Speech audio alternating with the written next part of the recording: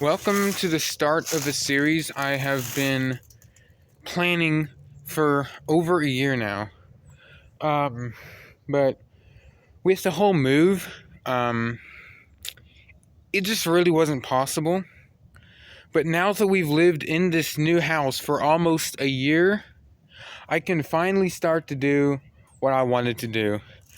And I've worked on it off camera and got some stuff done. But welcome to the Jeep restoration project of 2025.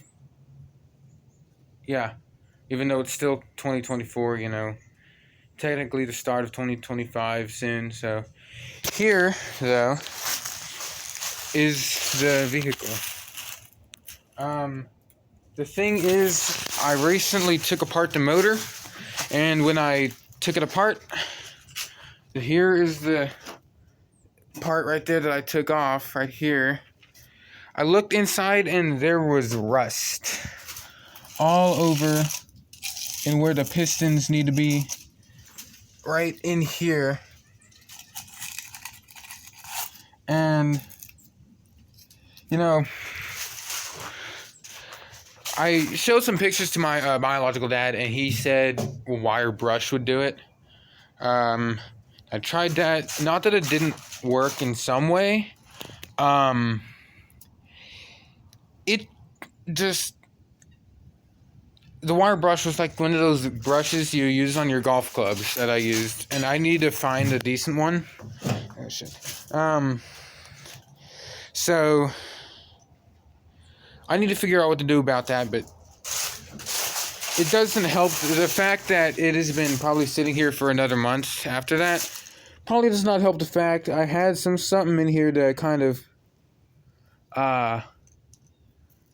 cover it up, I guess, but that didn't really work, and it got even rustier in there, and then I abandoned it for a while because there was like a huge ass spider web right here, and a big ass spider. So I really wasn't gonna deal with that because I have whatever a phobia it is of spiders.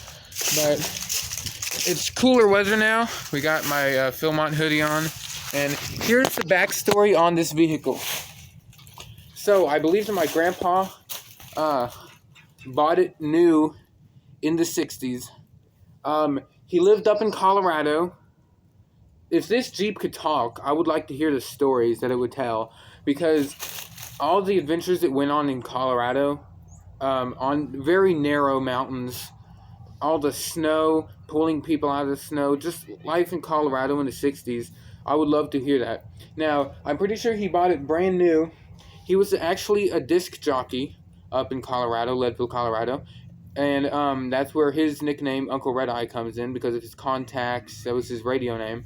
Anyway, this was Uncle Red Eye's Jeep right here.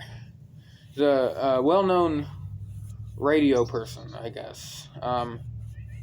And he drove this every day to school. Drove this every day to work, sorry. He drove my mom and my uncle to school in this. That's what I was thinking of. And, he parked it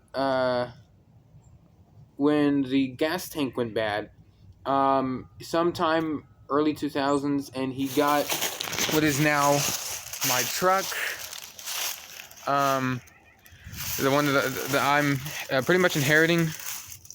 We don't say it's my truck since he drives the Lincoln now.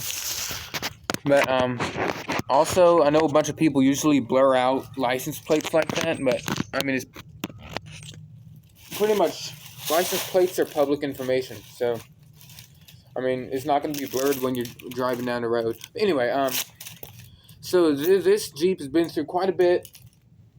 It's an antique, or more of a classic. It's more of a classic vehicle, and my job is to restore it. It's one of those things where if you can restore it, if you can fix it, you can have it, and pretty much it's mine anyway. My grandpa gave it to me, so this is my project, and his name is Joe Willie, which was actually named by my grandfather, and I think it's a cool name. So, welcome to Restoration Project Joe, I guess that's what we're gonna call it. I don't know. I'll find a better name for it. So this is the project I'm going to be working on the channel. Hopefully, I will find out what I'm doing. I will find the right tools to be able to lift the engine out of the vehicle and have it completely rebuilt. And that is kind of my goal, is to have the engine, transmission, exhaust system, and gas in the interior. Pretty much the whole thing redone. Alright, so, anyway, let's get to it.